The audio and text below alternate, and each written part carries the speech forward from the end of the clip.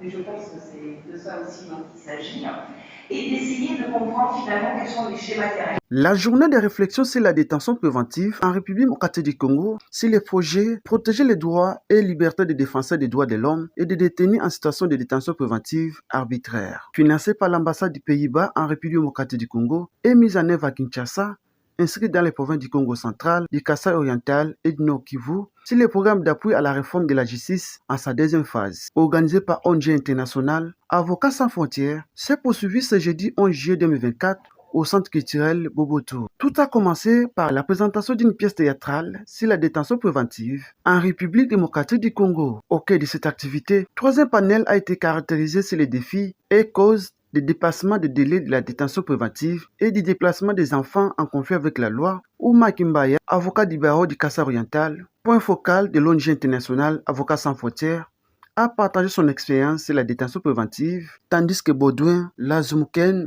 procureur général à l'inspectorat général des services judiciaires et pénitentiaires, donne son point de vue. De son côté, professeur Sarah Louera de l'école criminologique de l'université de Kinshasa s'est articulé sur le processus décisionnel des magistrats d'incarcération au titre de la détention préventive. Après un long échange, tous les participants se sont regroupés en groupe pour formuler des recommandations. En effet, plus de 30 minutes de travail, ils ont rénuméré les recommandations pour aider le gouvernement congolais à bien faire son travail. À la fin de cette activité, le procureur général à l'inspectorat général des services judiciaires et pénitentiaires, Baudouin Lazmouken, est satisfait de ses assises. Aujourd'hui, il fallait parler de la détention préventive dans l'ensemble, c'est-à-dire détention préventive des adultes et des enfants. Il fallait opérer une distinction entre la détention préventive des adultes qui se déroule conformément au code de procédure pénale, notamment dans ses articles 27 et suivants, et mettre l'accent sur l'article 28 du code de procédure pénale, qui insiste à ce que la personne placée en détention préventive par un magistrat, ce dernier doit veiller à ce que cette détention soit régulière en le présentant à chambre du conseil. Pour la détention des enfants, il fallait faire une distinction parmi ces enfants. Il y a un groupe, la première catégorie d'enfants, c'est 1 à 14 ans.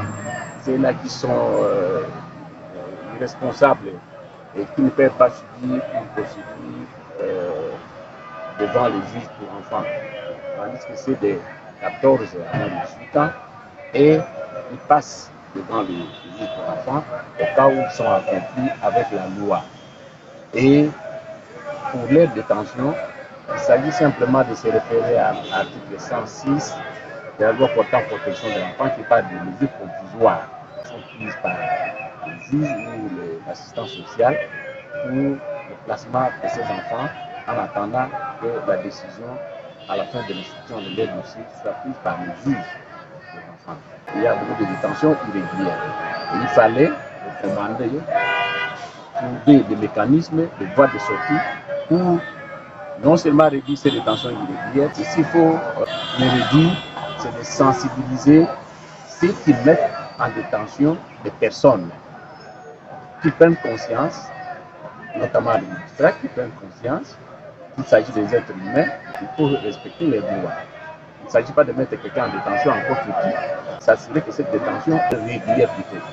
Alors, en ce qui concerne les enfants, ce sont des êtres en construction, ils sont encore des personnes immatures, ils sont fragiles sur tout le plan physique, moral, intellectuel. Il faut plutôt des mesures qui fassent en sorte qu'ils ne se sentent pas en détention, en prison, qu'ils sentent qu'ils sont dans un lieu dans lequel ils sont placés pour qu'ils soient ridicules.